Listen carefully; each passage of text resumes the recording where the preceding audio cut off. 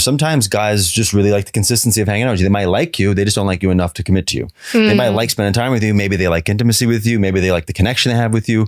There's a lot of things they could like about you. But I think when it comes to commitment level, that's why I always say, listen, when I said last time, and I truly mean this, and they're oversimplified, but the oversimplification of it is, do they take you out and eventually is there a commitment?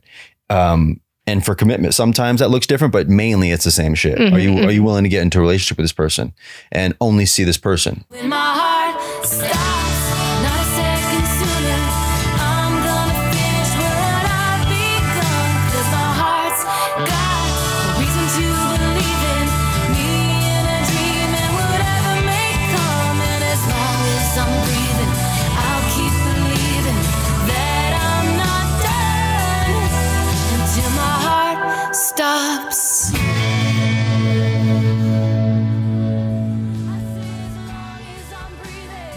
You guys, I do not get on a flight anymore without my Bombas compression socks. They are a travel staple for me, especially on longer flights. The socks help improve blood flow from your legs to your heart, which obviously is so essential.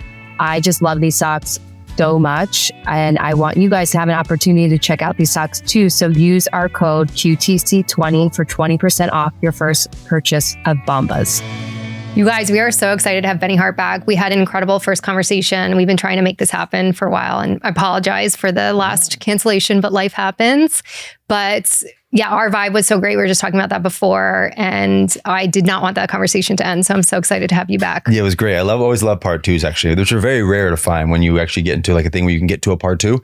But in my head, I was like, oh, great. I can come back and I can host and I can say, yes. Welcome to Quiet to Talk. My guest today is Beth Gulata, and we're pleased to have her. And we have a lot of questions. Okay, lots of questions. We have just a couple for you before I will allow you to switch roles and you be the host. Because we had a lot of... I don't want the full obligation of host. I will definitely host, but back and forth. But I just wanted, because the audience had some questions, off the back end of your episode. So first one being talking consistently every week, but don't want a commitment. Why do they show consistent effort without wanting a relationship?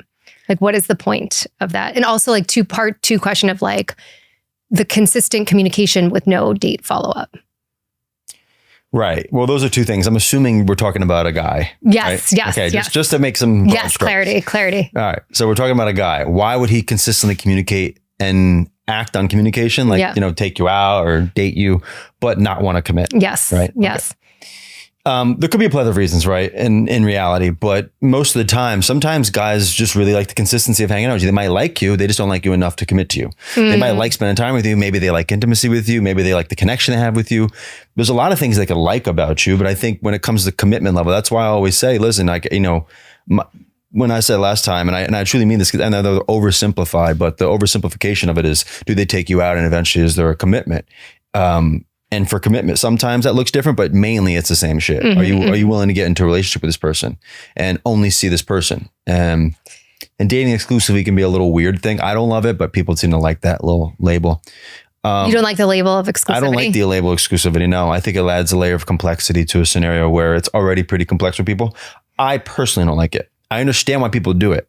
They do it because most of the time it's like, hey, if we're going to do this, why don't we do this exclusively? I want to know that you're not being intimate with somebody else and we can just learn about each other. Yeah. But at that point, you might as well just get into a relationship. Right. Well, I guess that's the intention of that, is that you think it's heading that way. So you're saying it makes no sense to be exclusive without saying we are committed and we're boyfriend and girlfriend. I think if both parties are really about it, I don't see a lot of guys being like, let's be exclusive. You know what I mean? Like it just... They kind of, what the funny thing is because I always talk about this, but like after a few dates in and like he knows that she's a little more like bought in on him. I know this like theory and tone of roster and all this bullshit. It's all full of shit in my personal opinion. I actually don't think women want to have rosters. I don't think they take them as seriously as they say they do. I don't think they like it. I think it stresses them out. I think that we were talking about this earlier because I did a solo episode on dating and relationships, but as someone if someone is anxiously attached, I do think it's good to date multiple people. I agree at with once. you. Yes. 100% agree. Yeah. I think when I think about a roster, I think maybe in my head, maybe I'm not defining it clearly enough, but when I think like a roster, I think of like there's a set of guys that you have for different reasons and different purposes until the one you want commits to you. And that's typically the way it goes. But I do see that being more of a problem. And I know it's very encouraged. It's highly encouraged amongst a lot of women. I always suggest date other guys, because you don't want to attach to one dude for one specific outcome in the very early. And I don't think that's healthy either, right? No. But I think that when you're doing that for a month, 2 months, and you're seeing 3, 4, 5 dudes, that's not bringing you clarity. It's bringing you a lot of anxiety, and I see that a lot. And confusion. Yes, yeah. I'm sure you deal with that. Oh, totally. Absolutely. I see it all the time. It all the time. When I met my partner, I was seeing him and someone else at the same time. And it just happened to be that way. I wasn't really like looking for it to, be that way, but it really helped me see my partner more clearly. Comparing him to somebody else was very helpful. Totally.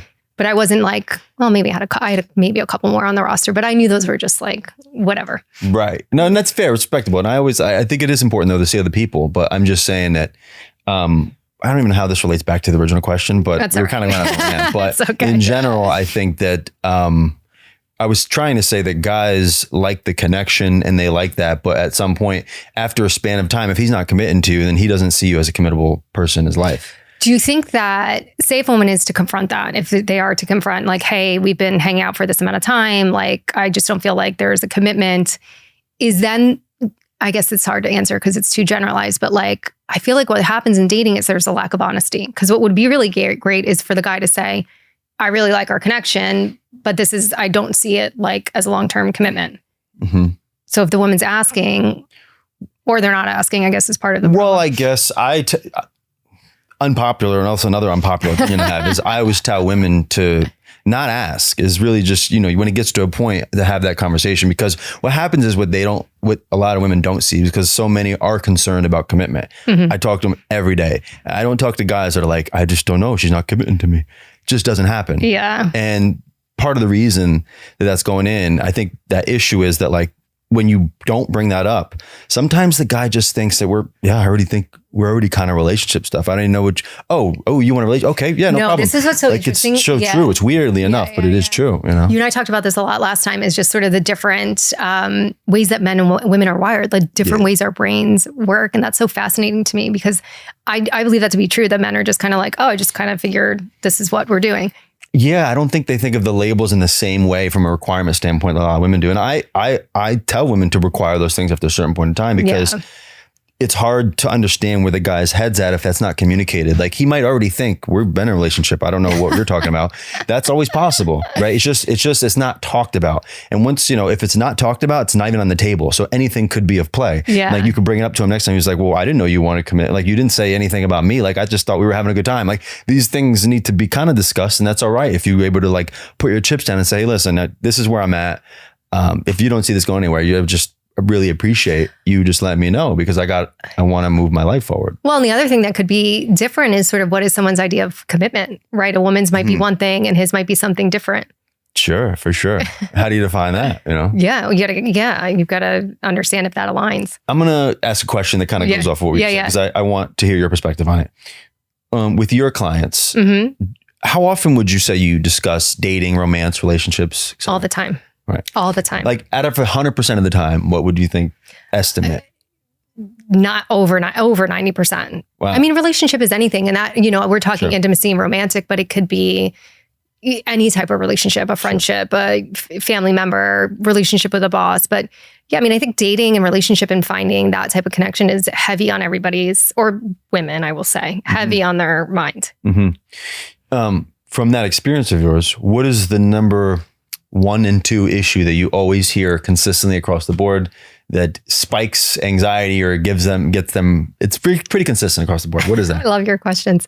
One of the biggest things I help people with is they're so afraid to be really upfront and clear about what they want, because they are afraid if they state that clearly that they'll scare somebody away. So I don't want to be, the narratives are like, I don't want to be too needy. I don't want to come off too strong. I don't want to say this and scare them away. So there's this censorship that happens because they think like if I'm really clear, like I'll scare them away. So they try to play like the cool girl and they're okay with things or they let things slide. And like, obviously that never works. That's number one. And I think number two, there's many, but I think, and I guess rightfully so. Listen, I've been out of the dating game for so long, but there's such a jaded perspective on dating. There is, I think, a major disappointment in the pool of people. I think there's a major disappointment in how men show up in dating. But, you know, to be fair, I think, you know, what I help them do is kind of look at like, what's your role in this? How are you showing up? Are you being clear? Are you showing up yourself? Like it goes both ways. Yeah. Would you? Yeah, I appreciate that because I kind of agree with what you're saying. Just in terms of like my experience, I'm just curious about yours because I'm so curious about when it comes to your practice, how much of that is around romance and dating and like helping people navigate that element of their life. Because, you know, I tend to naturally believe that we are more of what we attract, you know, in some ways. And when I hear like these lack of outcomes or whatever, like women will call into my show, which I think I told you last time, but you know, the story that they're telling themselves about whatever's happening is drastically getting in the way of accurate information. And so I am default. The minute she starts talking to me about her scenario, I am default. I don't believe her. And this is going to be a little edgy. I get it. I love it. Okay. But I do not buy what she's saying to me. Do you think I'm not saying she's saying? I'm not saying she's lying, but I'm also not buying it. I'm not like, okay, I'm not taking what she's saying as truth. Yeah. Until I dig my nose in the dirt a little bit and sniff around, because what I will find I would probably say like 90% of the time. And by the way, I can feel energy. Sometimes people come in and just start yapping and talking too much. And I can feel like that was a fucking lie. You know what I mean? Like you're kind of going off of it and you're trying to convince me of something. I was like, hold on a second. Let's go down through the basics. Okay, fine. Fair enough. He ghosted you. Let's assume you're correct. And then I go back and then I'll reverse engineer the whole scenario and say, he ghosted you after 3 weeks. Okay. After week 2, what happened on week 2? How many times you guys talk? I want like objective fact. And once I start digging down into these, people even watching the show are like, oh, that's so interesting. I didn't see that. I was like, yeah, you didn't see it because you're not asking any right questions to her. And when you ask the right questions, yes, it's uncomfortable. Yes, she's going to start denying and pushing away, but she's not going to evade me because funny thing is I don't have like a moral position on what she does. I just, maybe because I talk to women more than I talk to men, right? So I'm seeing a lot of the story that's in her head, but it doesn't mean it's real, in my opinion. So that's why. No, I mean you're right. I mean we create a lot of stories in our head. That's the problem. Is we overanalyze, we overthink, we create stories, we create narratives. So I think it's good that you help people get out of those and sort of what is the objective fact? What actually really, but I will say, and you know, maybe women won't like me saying, we do overcomplicate a lot of things. And I do appreciate and love how you simplify things. Yeah. And that's a part of it too. I don't know. Like it's hard for me to go down the rabbit hole of like wishy-washiness when like you could just kind of outline some fact. It doesn't mean everything needs to be a fact-based conversation, but like when you start going through that, you start to see the slate a little bit cleaner. And I don't want to feed. So the reason I think my show got a little bit of traction at the moment and even still now, but was because of that. There was like a natural confliction happening. Whereas maybe elsewhere they would have gotten the whole kind of pat on the back type of like listen to. And I do not listen to them. And I know I know it sounds ridiculous right now, but I'm not the comforting, like, you okay? Okay. I can see where you're coming from, unless I really feel like, yeah, they're being genuine. I can be like, okay, I can understand where you're coming from with that. Yeah. But I was curious of what you hear and how you address stuff like that. I think a lot of the work. So what's interesting too, what you say about how, when people come on your show and you're sort of like trying to understand like what is truth, what is objective, what is real, is as a therapist, you're only getting their side. So it is also our job to understand like you're the only reporter of this experience. And so we also have to kind of do the same thing, which is like challenge and question and understand, is that, okay, that's your perspective and truth, but is that actually what's happening? Yeah. So, a good therapist can do that. Other therapists will just buy whatever someone can. What do you see more of in your space? Like, what do you see more of? In terms of like relationship stuff? Yeah, so what do you see more from like other therapists and how they address those type of situations? Do you see more of therapists being like, Coddling. Yeah, I don't know. Was that what you said? I don't know. I wouldn't really know. It's hard to say. I hope no one that works for me, my practice does that because that's not a good therapist. I mean, we really are helping people uncover what is the root cause? What is the attachment style? What are the family dynamics? Like, where is this all coming from, right? It all comes from somewhere, and the work is to understand that. But you can easily, if you're not a strong therapist, get in a place where you're just over-validating, over-coddling. And I really don't feel like that's going to get anyone there, especially if women consistently are in these patterns where it's unsuccessful dating and they're not finding themselves in a securely attached relationship. There's patterns there. There's patterns that they bring to the table. Totally. And, me and my best friend get into these conversations a lot because he just became a therapist. So he's on his road. Would love for even you guys to connect, even just to exchange. But shout out to Lucas. So he went through that, and we get into this a lot. And I'm just so much more of like the whatever, you know what I mean? I can be a little biased in that. So I got to give myself that. I am a little bit of that. I kind of don't, I kind of always believe, and it's maybe an oversimplified version. That's why I'm not a therapist. You know what I mean? That's why I can't probably do it, or I don't think I have that skill and ability quite yet. But I'm always of the mindset of like, people got their stuff, they deal with it. And if they enter the marketplace, you don't have to understand people's baggage and where it comes from. That's always kind of been my shape. Doesn't mean it's totally accurate, but just, I think that when you're in the market of the ocean of dating, you kind of have to start making decisions. And sometimes what you will find, what I see more of is people get wrapped up in why people are, what so-and-so's trauma bonding thing comes from, where it stems from, why as a 2-year-old he was let down, whatever it was. And I think those can be very accurate. I just find it at the early stages, it's so hard to try and understand where and why all these things happen. And a lot of time and energy goes into that stuff. Whereas, is that the best approach is the question in these early stage. I think as an individual, like I think it is helpful, at least, I'll say as a therapist and personally, like it was important for me. Now, can I unpack Rob's stuff? No, not my job. Like totally not my job. And 10 years into a relationship, like we're still learning to understand each other. So it's like, I don't think you ever figure it all out, or you do as you go. But for me, it was important to like unpack what were my patterns and who I was choosing, because I was choosing, and without stepping back, reflecting, I didn't realize I was doing this, even as a therapist, that I was choosing like emotionally unavailable men. And then having this narrative of like, why doesn't anything ever work out? And then I had to be like, okay, come on, you're making all these choices. Why are you making all these choices? And then once I understood that, it opened up this whole new like perspective and energy towards dating, which I truly believe invited Rob in. Like if I'd met him 2 months earlier, I would have been like boring, like not my type. He was emotionally available and secure, attached. So I'm like, boring. Right. Do you not see that though in some of your patients? Totally, like in all the time. Your clients, I mean? All the time. All the time. Where it's like they meet this like stable dude, but just not a spark, doesn't give them the juice flow. All the time.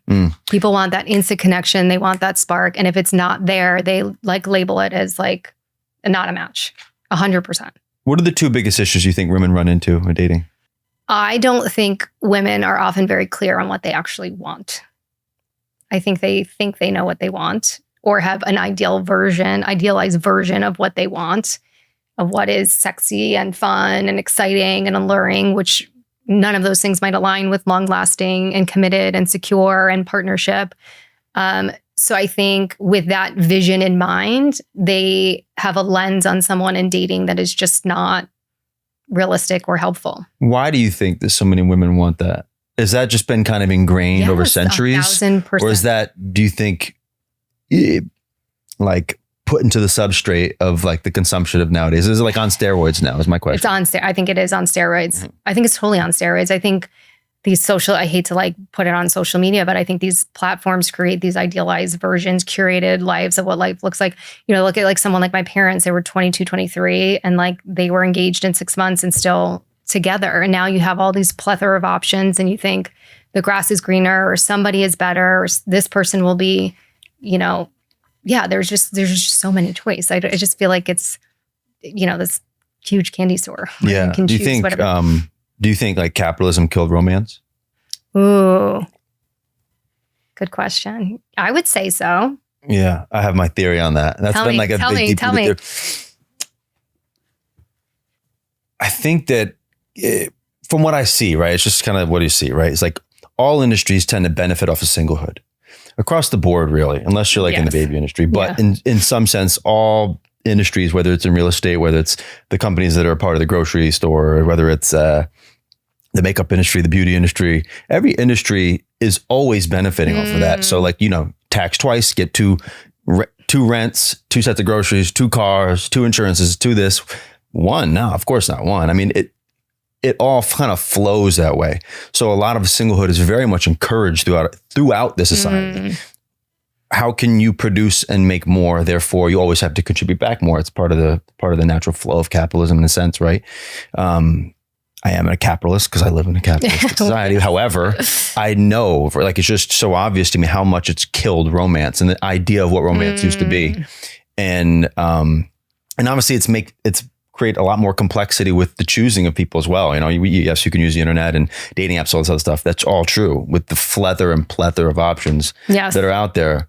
But the capitalistic mindset around not dating itself, but everything outside of it, which kind of like pushes into dating and how you choose and select, you know what I mean?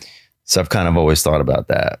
Yeah, I could go down the rabbit hole of how I think, what makes money, right? Keeping people single. Mine is keeping people sick makes money. Well, that too, actually. So there you go. Yes. Capitalism ruins everything else, No, but I hear you. I guess it's similar. Okay, let me get back to one of these questions. Sorry, we went off on a tangent. I know, that's totally fine. Okay, so no effort after sex. How do you tell the difference between genuine interest and performative pursuit? Genuine interest versus performative pursuit. I did a video on, it was a video on curiosity. Oh, I love that word. Yeah. It was curiosity versus convenience. And I did a video on that, and I think it was kind of interesting because those are generally how you start to tell things when, people slow down on curiosity and enhance convenience. I tend to see that being a sign of losing attraction or interest in somebody long-term. And the opposite, probably, more true as well, right? When somebody's starting to increase their curiosity on like who they are, where they came from, their family, stuff like that, or just about this person. I know that's probably more rare for people. That's why it's hard to find, but that's part of the beauty of it. That will signal a little bit more longer term interest. What's like, if you would say, what does convenience look like? If someone is trying to hear you say that and trying to understand the difference of like, is it curiosity or is it convenience? Yeah. Well, convenience is really around the lines of like, when they're available, they're not putting in like actual effort to see you. They're not actually asking you really good questions about yourself, but they're just kind of like substratey, like superficial level, like convos. That tends to be that, and convenience is also like lunch just come over, and by the way, there's always room for that. Right. But when that's like happening all the time at every moment, it's just convenient. Like, and you might make it really convenient for them or him, whoever it is, and trying to understand why. Not that you have to make it hard, but he has to understand too, right? Like it's sometimes when a guy gets into the convenient hole, it becomes very convenient, right? And do you think they like you guys like convenience? I think they like it. I don't think they know if it's good for them, but I think they like it, right? Like they might love it because it is that I don't got to spend the money and I don't really have to think about a lot, right? So that's part of the convenient factor of like, just come over. Like we got tons of movies here. Did you know that? I got Chinese left over from last night. In your mind, though, that might still be could that still be interest? It's just like, I still like you, but. Totally. But if we're talking about early stage, depending on how far you want to go with this, but yes, that could be like, right? And depending on where the guy's at personally and professionally, that also matters. Yeah. But I think that the curiosity part is also interesting. Like not just curious about that, but curious about your habits, curious about showing you new things. Yeah. Curiosity sparks on both sides. And I think when you find somebody that continues curiosity or like the momentum of curiosity, I think that's probably a safer sign that there's like a real interest in this specific person for longer term. Yeah. I love that. It's like one of my favorite words. Really? Even if, what do you like about curiosity? It's intriguing to me because I love to learn about people. Like I think like life is exciting when you get curious about it, when you get curious about a person, if you want to understand more.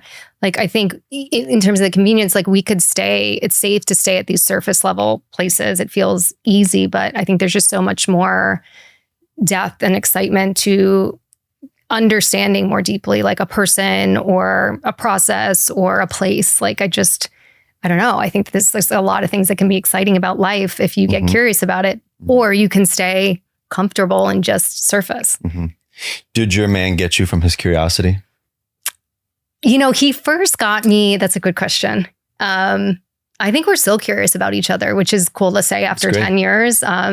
In 10 years, you change, Totally. you grow, life changes. We have a son. And I think we're always curious about each other and understand. We were saying this last time, like truly understanding each other, right? Like what I've learned in this relationship is that our brains are literally wired so differently, like so differently. So we've really had a lot of great conversations of trying to understand, like, how does he think? How do I think? Like, and trying to kind of find a middle. He really got me with his kindness. His kindness, I guess his curiosity. Like, he was always asking questions. He was always attentive and listening and like paid attention to details. And, it's funny. He's like such a like masculine, like strong guy, but he's just such a like kindness, like just like soft, like, I'll hate that I say this, but like, he's so kind. Like he is so incredibly kind. That's great.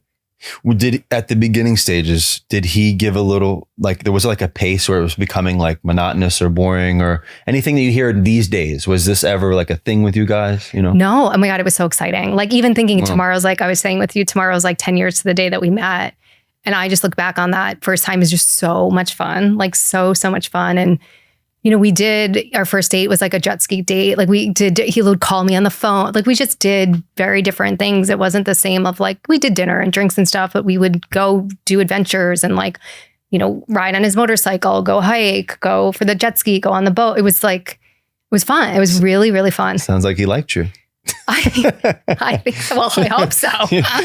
From what you hear nowadays, like, if a girl, like, I also think it was where the timing of us meeting was ridiculous. Like again, if I had met him 2 months earlier, I wouldn't have seen him in a way. I would have been like boring, blue collar, like not my thing, but I kind of done my own work and self-reflection and was able to really kind of see him. And again, I was dating my old pattern side by side and it helped me see it totally really clearly. And I think like he wasn't looking for, either of us were not looking for a relationship, but we just, we liked each other, enjoyed each other.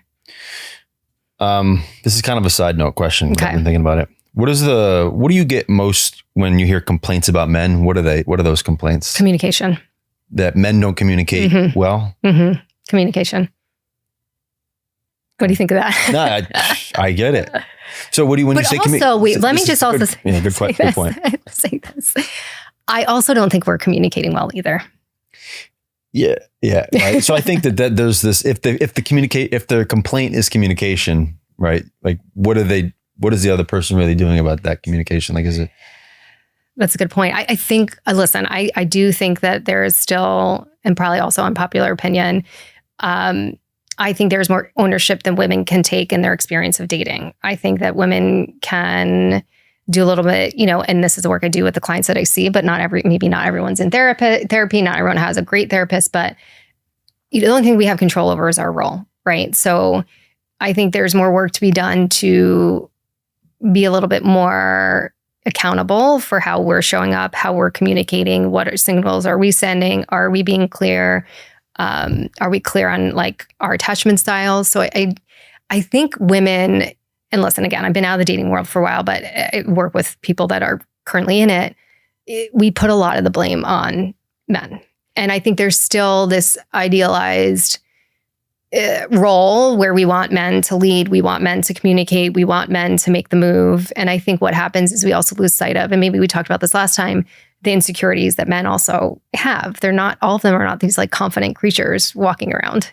Yeah. Well, I mean, they definitely, right. They do have insecurities. They also have repercussions. And then a lot of women don't think about it that way either. Like if you don't think that the guys are going on having the same feed as you have about who to look out for, what to look out for, seeing guys' Hinge profiles getting put up, like they're seeing this shit too. And they're like, I'm not doing that. Like, why even bother at this point?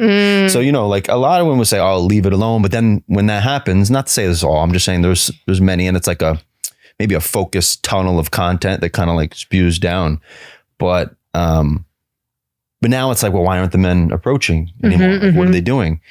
I just don't think, this is why a lot of my content is around choosing signals and like the basic fundamentals of flirting. Yeah. Because I know we talked about, right? Flirting instead. Yeah. And, while I do believe guys should go after what they want, I do. But I think that they have also learned the harder way of going after what you want doesn't always get, not always, but kind of like, it doesn't mean you need to succeed at it, but you see the downfalls of it on the other side. You see like, why would he do that? He made me feel uncomfortable. He looked at me weird. I put his profile up. I talked to this guy for 2 weeks and this is how it went. And they voice their whole experience online. And a lot of guys get really turned off. Women do. Women are Yes. voicing their whole experience online. Yes. Yeah. I mean, do you see that? Yeah. This is completely unrelated to dating, but I saw something, I don't know if it was this morning or yesterday, but it was someone talking about her relationship with her father and how they had not spoken and that she wrote him this letter. And then she gets on and reads his letter. And I'm like, oh my God, that's so vulnerable. Like those are his private words that now you're putting on the internet. Yeah. I just don't see the point in it. I think that's such a violation of trust. Yeah. But then again, like there's this like acceptance hole online that is like clout driven and acknowledgement of being seen and heard, that I've seen people just go to great lengths to get that from other people. And when I say other people, what I really mean is other women. Now, maybe I'm a little biased here, but I will tell you, I see it a lot. And I think my point is, my whole tie-in with this bow is that influences men a lot more than women think to not do. They're like, Right, I'm not they're gonna like, do I this. don't want to be the guy. That I don't want to talking about. deal. Yeah. I don't want to deal with the nonsense. I don't want to be the guy she talks about. I got my rep over here too. I don't need her saying that I did this or I love bombed her or I showed her this and she felt the way. And then she's got a tribe coming after me. I was like, I don't want to deal with it. So that's why there's like this weird thing that they see the same feeds that a lot of other women I'm see. trying to think about it now. And I have to be really honest. Like I am on social media for this podcast, but I'm not like a huge social media person. But now I'm curious, like, are women putting up positive dating experiences and stories on there? Or is it all negative? I don't know. Ariel, what do you think? Never heard of the Facebook group Are We Dating the Same Guy? Do you think I have heard of that. I'm not in it. Well, No. I've heard of that because one of my sister's friends found out they were dating the same guy from that. I want to have a lot to say on this topic. It's very interesting because, you know, the T app just came out. You guys familiar? No, what's that? All right. So it's I'm old. a very new, it's a new platform. It's the whole like T app thing where it's just basically the same thing where girls can anonymously go on this T app and put pictures and guys if they're starting to talk to or have talked to and everything else. That platform got hacked. So a lot of all their information got leaked. They have to put up like licenses and everything. And like that now somebody basically, it was an open back end. So it wasn't even like a hack. It was just like a leak. Okay. All that data was leaked online and like somebody plotted where these girls lived and their address on a map of the US. And the point being, forget about that per se, the leak, but in general, the idea of that, I think is one of the most toxic things our society has faced when it comes to dating specifically. Because what I know and what I've seen over and over again is that, and I hate to talk so negatively about this, but there's this sphere of comforting lies that happen. And when you see something, you think anyone's going to say something good about it? You know, because then all the girls are going to go get him. They don't want that. They want people to bash him. Yeah. They want people to understand where they're coming from because that is a tribe. It's like this toxic connection, even if it could be all lies. And some girls would be like, yeah, I heard that too about him. You know, it's just like this weird I just think about the psychology of something like that existing, and you're already going in with this like non-trusting energy. Like, let me dig, let me find out instead of I don't know. That's just so strange to me. Knowing what you know now about the dating market and where we're at and the trajectory and where it's going. If you had one piece of advice to give your son when he starts to date, what would that be? Oh my God, I don't want him to date ever. No, don't date. What would that be? I want him to be with his mommy forever. Gosh, I have to be really honest. I'm as a mom, as a therapist, I'm really terrified by the direction of this technology. And I think we're getting further and further away from genuine human connection. So that actually really scares me, not even just in a dating sense. I would say one, I always want him to be kind and clear. I just be nice. Like if you just be nice and be honest and be upfront, like I would have appreciated that when I was dating. I hated the confusion and the mixed signals, and maybe I was giving them myself too, but I would always rather someone say to me, hey, like, I'm not interested. I think ghosting is horrible and mean. Like, I don't, and like, listen, you can hide behind the text. Just send the fucking text. Like, I have a 20-year-old babysitter and she was starting to ghost this guy. I'm like, no, sit down, write this text, be emotionally mature, and then it's done. You know, you leave somebody so confused. So I would want him to be kind. I would want him to meet people in person, but who knows what he's for. So what's it going to look like in, 30 years when he's allowed to date? No, I'm kidding. When he's allowed to date. Yeah, I don't know. I guess yeah, it's a difficult question to answer at this specific. Because I don't know what the landscape. You might not know what it's going to be like, and people could change, and he might want different things. You never know, right? He might not want to date for a while. He might date AI. No, fuck that. I mean, it's so inevitable. That's no, absolutely it's so not. Inevitable. It's wild. And I know maybe not him, but I see people already starting it. Like in 10 years, it's like inevitable. I was like, I can't even imagine. But what does that mean for us? What does that mean for us as a human society? That is insane. Yeah, I don't know. It's a good question.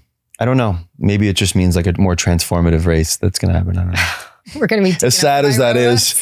We were the last ones to. I think we already struggle enough with post-COVID, social media, AI. I think we already struggle as a society and as a community to connect, to speak to people in person. People are on their phones the whole time.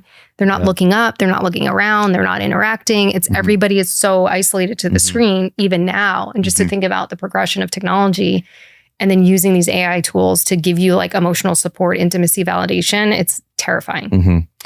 And from all the stuff that you've heard, I'm kind of changing gears. I like changing gears a little bit. From all the stuff that you've heard from your clients, everybody else, what's 2 to 3 pieces of advice you give to men to start doing more? What are they doing wrong? What are they doing wrong? Oh, that's a really good question. I think there's a lack of honesty. I really do. I really, really do. I think, and I don't know why that's happening from a men's perspective. I know for women, it's what I said earlier about being afraid and anxious and kind of thinking they can't state their needs. So I think there's the dishonesty kind of there, or inauthenticity. Do you think that's a cop-out? Yeah, I think it's all fear-based. Yeah, I think most people are afraid to be vulnerable. But I don't know, I can't say for men, maybe you can, why maybe they're not more forthcoming, honest, straightforward. I think that's one of the biggest problems. I don't like the ghosting culture. I think that happens a lot. I think that's kind of cowardly to do that and not just say, I'm not interested or I'm interested in somebody else. Go ahead. No, I was just going to ask on the ghosting thing. Yeah. How do we define ghosting now at this point? This is a good question because would you say, I'm going to give you an example. Would you say that going on a date with somebody and then not calling them ever again, is that a ghost? One date, one time. If on the date you said I had a really great time and then you're ghost, right? Because then you've led somebody to believe, and maybe it was actually a good time, but it's just it's a one and done. Why not just say that, right? Because then you leave, especially if you're I had a really great time. Again, a woman is going to take what you say, it's going to take your words and twist it, he had a great time. He really likes me. This went really well. We're going to have a second date. Yeah, I think that's ghosting if you do that. Okay. So I just want to understand. So so a guy should, right? He should just say, hey, listen, it was a great night, but I don't see us ever doing this ever again. That would be nice. Yeah. Ariel, would you like that too? Absolutely. Okay, cool. Cool. Okay, good. Why don't men do that? Because number one, a lot of guys really don't feel like they need to have to do that. And they don't really want to, because honestly, I know. So let me tell you why. Mouth, and that's the biggest BS. Okay, go ahead. What was I going to say? You don't want to hurt your feelings? Is that what you're going to say? Not necessarily, but there's a part of it that's they don't really need to do that. They don't need to be that guy. I'm just going to tell you why they would think that. A lot of girls will say, yeah, that that's not going to affect me. And by the way, it might not. It might actually, it's probably better to do it that way than to never do it. I would agree with you. Okay. But at the same time, if they actually like a guy, if they have real interest in him, it really will affect them. Not that it's a wrong thing. It might just be a perfect thing. It might be a great thing for it to affect them in that way. Where they're, they lose a couple hours of sleep or something, right? This happens. Am I not good enough? What about me? What about this? Fair. Yeah. And these stories may come into their friend groups and everything else. And maybe there's a point, not to say that the guy is saying, oh, I don't want to hurt her feelings. But sometimes a guy's well, is this even a point of me even saying it? We went on one date. Why? It's not like I was seeing her for 3 weeks. I don't owe it to her. Kind of and do I have to make it something I never thought it was? That's maybe what some guys might think. It'd be well, do I really have to? If I don't ask her out, she'll just be okay, you never asked me out again.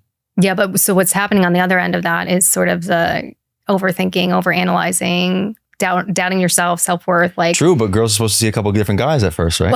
yes, that would. Wait, but okay. So this, I really don't like this narrative of like, because I see this happen so much of like, I don't want to hurt their feelings. Mhm. So they avoid, they ghost, they're not clear. If you're in a relationship, I know we're talking about dating, but they cheat. Like I've had friends and clients say, I just don't want to hurt their feelings. I was like, what you're doing is worse, is hurting their feelings worse than if you were to just say, hey, it's not working anymore, or hey, I'm not interested. I think that's a cop out. Fair. That could be fair. Yeah, I could see that. The first date, I've always been a little on the fence about, honestly. Yeah, that one's because of that one reason. It's like, do you want to make it something it isn't? I can respect it if he was just like, hey, I don't see this going forward at all, but I really had a good time with you. Okay, I have this question for you. It's coming in my head as we're talking because this was a while ago. We had Lindsay Metzler on from, we met at Acme, and this was like season 1, and she made this comment, or she was sharing this story about how her male friend got so upset that the girl didn't text thank you after the dinner date. And that like exploded. People had lots to say on like, she didn't have to say thank you, or he felt like she had to say thank you. Like, what are your thoughts on that? Does it need a thank you? Does a guy want the post-date text thank you? I mean, I don't know about a text thank you, but if a guy doesn't get a thank you, he shouldn't take you out again. Well, on the date. Okay, you give the thank you on the date. Do you have to give the text thank you? Well, if you already do on the date, I don't think you need to do all that. No, I don't think it's a must. I think if you do it, I don't think there's an issue. I don't think like, all right, let's put it this way. Is it a turn off? It was for this guy. No, would it be a turn off if she did send the text? I don't think so. I don't either. So we solved that problem. Let's solve more problems. Yeah, that wasn't, I mean, listen, I get it, right? Like, oh, there's no need to. Okay, if you like him, do you even have a problem sending the text or what? What are you hiding? What is your reservedness? Games. There's so many. I feel like there's so many games. But why? But like, why bother? Like, if you have to play a game to get a guy, you've lost him. Like, why do you have to do all that? I feel like women, and I don't, again, maybe it's their own stuff, but like, I feel like women feel like, Ariel, you can chime in on this because you're single and dating, and we'll get to she has a question too. I feel like they have to play these games. Well, how's it working though? I don't think well. I don't see it either, right? Because here's the thing. I had a one-on-one earlier, and I'm not, obviously I would never share who this person is, but in general, I hear this issue pretty often.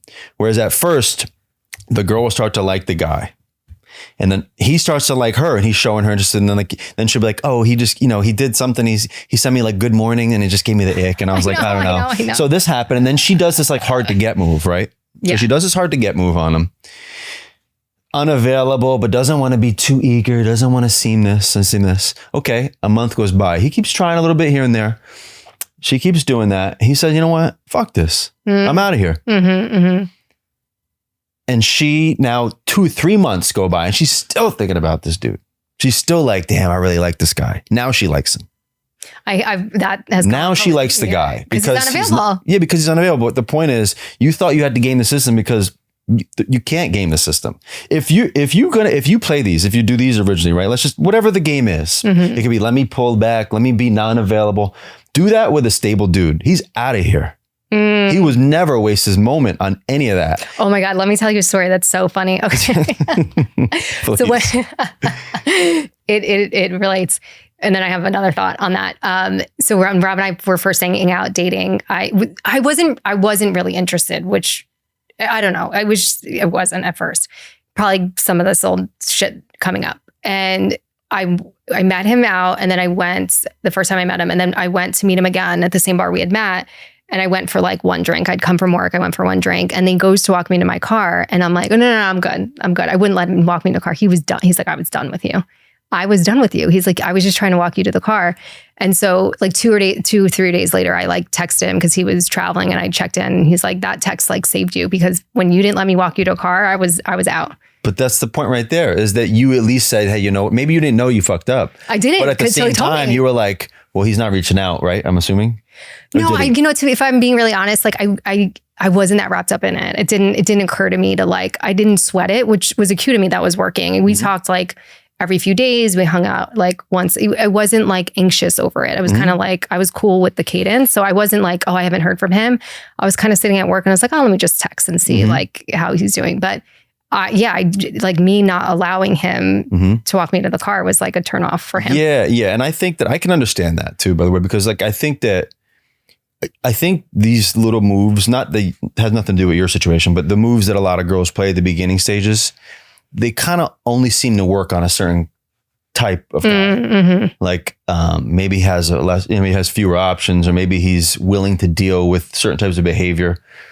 And a lot of times, those are the type of people that they tend to attract, and then they wonder why, right? But if you just adjusted your behavior, because I do see that I know a lot of guys really would not, like one or two of those is like kind of, they just don't want to do it because they don't need to do it. Yeah. You know what I mean? Like if you go in and you actually choose something because you need it or you want it, are very two different things. And I have a fear that a lot of girls keep attracting guys that need this type of stuff, and they get the reassurance because it worked on Pablo, like it's going to work on Mike. Yeah. And it just doesn't seem to happen. Yeah. You know? I see that a lot in the women that I've worked with, is sort of the ick on like, he communicates too much or texts too much, or like the good morning text. I'm like, they're like, no, it's too much. It's too much. I'm like, well, what do you want? Like, and it is this turn off, this overly, I guess they perceive that as like overly available and needy. And why are you that way? When really it could just be securely attached, confident, nice. Right, but isn't this the same type of person? That's not in general, the same type of conversation that would be like, I want men to be more emotionally available and honest. Mm-hmm. What's your thoughts on that? Well, isn't this the same type of like honest conversation? Why can't men be honest? And but when they're honest in the good way that benefits them, how does that benefit the man? We did talk about this last time. We talked about being open. We talked about being open, vulnerably, like about their feelings. No, but this was very helpful for me when you said that, because it's kind of something that shows up in my relationship where, and I kind of, I guess I need some more self-reflection on this, but like Rob will give me that. And I guess like I don't give him the response that he wants, or I don't hold space for him in the way that he wants. Cause it's always like, you want me to talk and you want me to be open, but then I react in a way. But how do you feel when that's happening? I appreciate it. Like he can be a very internal person and processes very internally. So when he is communicating, I'm like all for it. But I think there's something in the way I respond to him that doesn't feel received in the way that he would want. How come do you feel, how would you respond in a scenario like that? If he's opening up, or, I mean, I think, it's my therapy session right now. Yeah. I am sometimes in my personal life, not so much my professional life. And it's like, he'll be like, what would you say to your clients? I'm like, I'm not fucking working right now. This is my personal, but I think I'm so solution oriented sometimes that I'm like, and I feel like sometimes that's more like a male perspective, but I'm kind of like, well, how do we fix this? What's the solve? What's the solution? And I think he probably just wants me to like, listen. Mm-hmm. Fair. Yeah. I can see that. Have you had that happen before with previous relationships and anything else? I don't know. I was so young and my last relationship before Rob, I was 20, I don't know, it was 5 years, like 20, I'm so bad at math, 27 to 31. I don't know if I cared, not in a bad way. I just don't know if I had that depth to want to connect in that way, or was emotionally mature enough to like be on that level with somebody. Well, I know plenty of women that the minute they saw their boyfriends cry, they wanted to leave. Really? Mm-hmm. One cry. Really? One cry. Really? One cry. And they were like, ew. That's heartbreaking. No, fair enough. So would you say a guy, you say, hey, listen, just, you might as well. And if she can't deal with it, she can't deal with it. Or would you say, why? She's not your therapist. Don't ever do that for her. Ever. Oh, I saw Rob cry very early on. Fair. Yeah. And maybe that worked differently very much with you, but do you hear that side of it?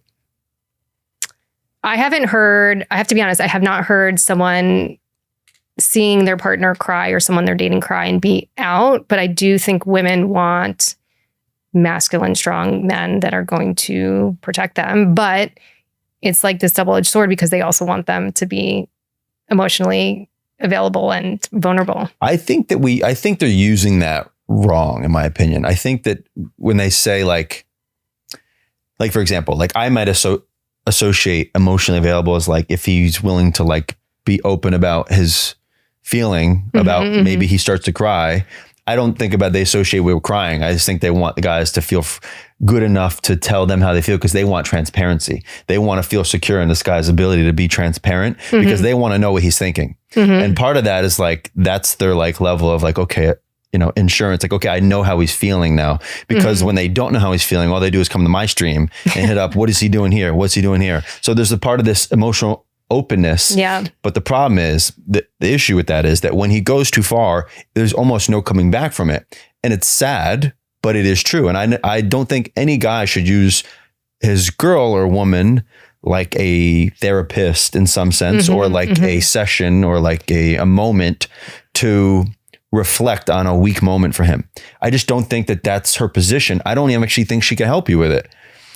Probably not. And that's part of the problem is that you're doing this and she knows she can't help you, but she's like, I do want it, but do I want it? You know what I mean? Like, damn, I spent all my life being a bad bitch just so I could get a guy that he can't be my rock.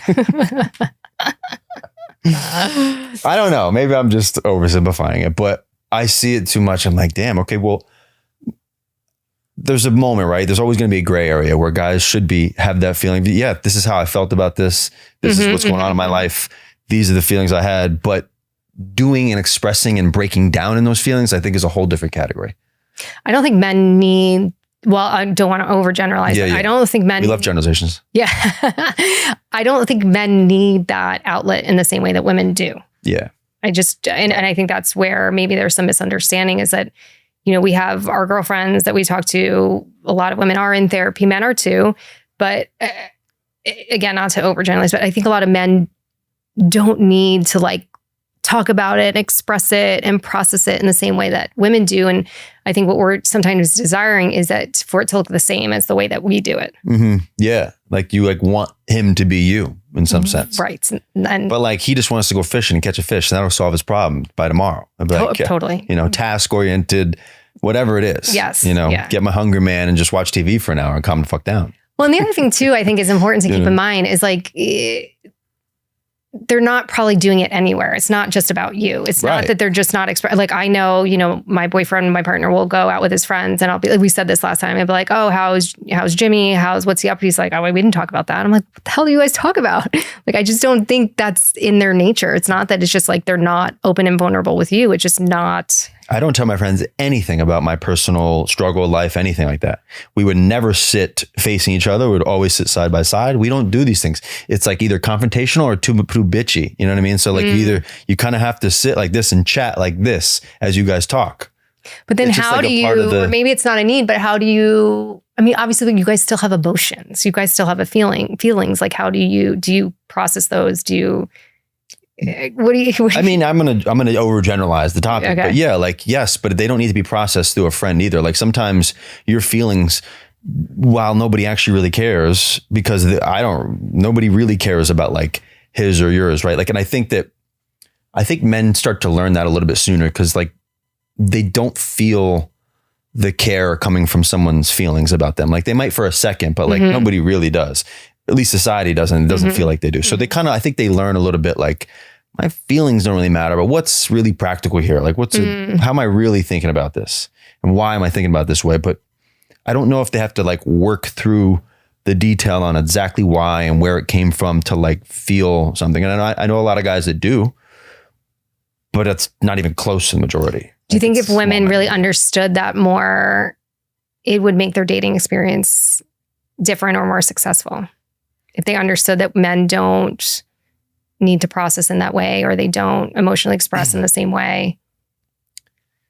I don't think they want to see it in that way, if I'm being honest with you. That sounds a little crazy. I don't think they actually want to see it in that way, because if they did know, it would kind of put the obligation on them to like they wouldn't be able to like blame the guy for everything. And I'm overgeneralizing it too, but if they did know, they'd be like, okay, I understand. But there's part of like the not understanding that makes it like a beautiful like misunderstanding on their side. I know that sounds a little weird, but that's how I see it. Like I do believe it would solve a lot of the problems, but sometimes the problems are created to be problems. That's the way I typically tend to see it. But I don't know. What do you think? I think it's definitely helped me in my relationship to understand that. I think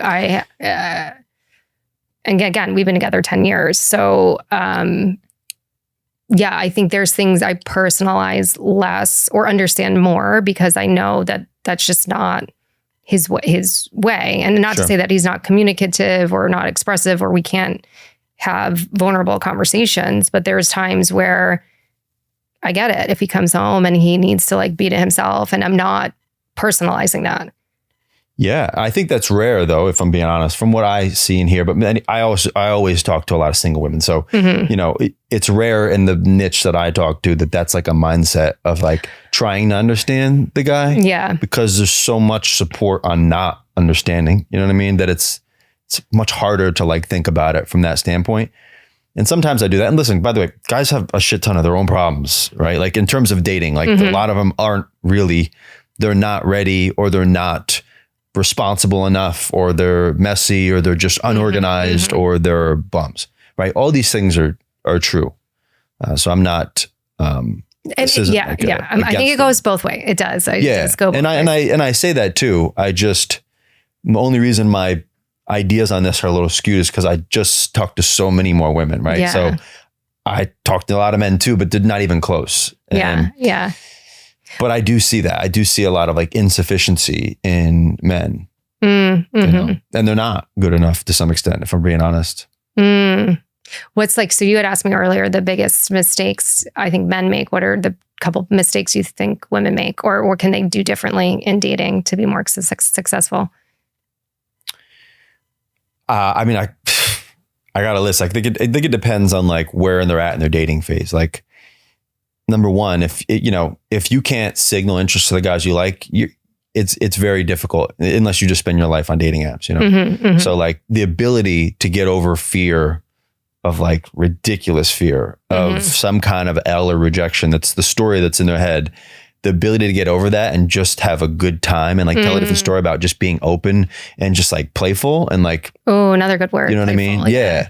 And like that is a huge issue with getting or attracting the kind of men they want, because they say they want that. But I say, I don't look at the guys I like. I can look at the guys I don't like, but the guys I like, I kind of look away. I do that. I just walk away. I'm like, you're an idiot. I was like, you just eliminated your whole bloodline because of your ridiculous, stupid fear. And it could have been a really great opportunity for you and you fucked it up. And I say it just like that. A lot of missed opportunities. Yeah. A lot. And you keep fucking it up, you know? And I think they need to hear that sometimes because they don't get that. That you fucked that up. And by the way, he fucked it up too, but I'm not talking to him. I'm just talking to her. Right. So, right. You know, if it was a guy, I'd say the same shit, but just the smallest thing. So that's number one. But number two, I would say is like, there's this like, you know, there's so much like uncertainty that I hear when they call in. And most of the time, anybody that calls in or I have a session with, they talk about a specific topic with a specific person. It's, you know, past day 3 pretty much. Right? It's you're in the mix. It's not like one date typically. It's typically once they've invested a little bit of emotion to this guy, like for some idea of an outcome with this guy. And there's that. And then there's like this like level of uncertainty. But that level of uncertainty is also stemming from their inability to communicate properly about what they want. So if they do say, yes, the guy don't communicate. I was like, what do you want him to communicate about? Like his actions also tell you a lot, right? Too. So like, are you leading the dates? Are you taking them out? Are you planning them? Are you paying for them? Like, what's the deal? And if not, that's okay too, as you shouldn't be, in my opinion. But you have to be able to communicate if what's wrong with texting the dude you've already been on 3 dates with, and that's, God forbid, you were intimate with him. What's your issue with texting this guy? Like these girls would be like, I don't want to text. I'm not a chaser. It's just unbelievable. So that type of thing. There's just like natural fear of being the one that's doing more or chasing more. And that stems from, I think, in my personal opinion, stems from online. Yeah. You know? I think I've seen that even before online. It's like I think women have typically wanted the validation from the guy before they show their own interest. They want to know that he's interested first before they feel safe enough to express their interest. Yeah. But then you got two people and that's very fair. Potentially interested in each other and then like not saying anything to each other. Yeah. And that's fair, right? I understand why a girl would want a guy to show his interest first, as he should. But if he is showing interest and she's still not, which is very common, she's still holding back because she's scared, right? And some of the fear of, what if I open up and if I am able to go to this level? So she'll rather just be in denial and be like, I don't know if I like, because once you do go in, like there has to be an expectation now to it. And then you might take an L like in your head. Yeah. And that's hard. And I just don't think, another controversial take, I just don't think women could take as many L's. I truly don't. I see it. It affects them more. It just affects them more. Yes. I'm not saying they can't over time, but like, yeah, it's wary. Well, I think sometimes, we do have to wrap up. But like, I think a lot of people, and not just in dating, miss out on so much of life because they are afraid. Yeah, totally. And they sit in fear and they don't take the chance. They don't take the risk. They kind of stay comfortable, and it's not really, it's not a fulfilling life if you let fear lead the way. Totally. And just to like wrap up the thought is that like, I'm always consistently encouraging women to take their power back because they always give it away. It's just an easy giveaway. So every time the guy doesn't do this, you just give all your power because now he's your master. So now give it to him. Keep going until you're ready to communicate and like hold ground in the nicest possible way and be you can forget about it, because that's always been my message. Like, okay, what's your issue with communicating with him? If he knows how you stand, he knows there's like some obligation to deal with you, then you'll see how he actually likes you or not. And see what he does with that. Yeah. Oh my God. Okay. Part 3. We have to do part 3 because it's amazing to have you. I didn't get the Q&A myself out with you. We'll do it again. Yeah. I know, over an hour already. Thank you so much for being here again. Well, thank you guys. We'll have a part 3 for sure. Yeah. Imagine having a wellness center right in your living room. That's what LumiBox offers. This device combines light therapy, infrared heat, and sound therapy all in one sleek package. It's been a game changer for me when it comes to relaxation, recovery, and overall wellness, and I'm hearing that it has great effects for fertility. If you're looking to boost your self-care routine, check it out. Use my code QuietTheClockPod to get $260 off per unit. That's QuietTheClockPod at checkout. Your wellness, your way. Hey guys, I'm Beth. Thank you so much for tuning in to Quiet the Clock. If you want to hear more episodes and learn more about how to dismantle societal timelines, live life on your own terms, live life fully and authentically, subscribe to our channel on YouTube, and you can also follow us on Instagram and TikTok at Quiet the Clock Pod.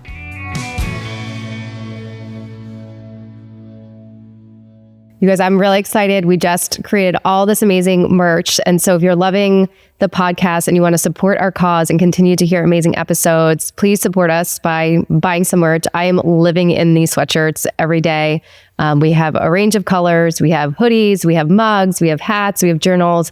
We have all of the things, and I love having them on because it's just a reminder to quiet the clock, to slow down, to like let life unfold and be happy. So there's meaning and purpose behind wearing it too, which is a nice reminder. So check out our website, quiettheclock.com, to get your merch.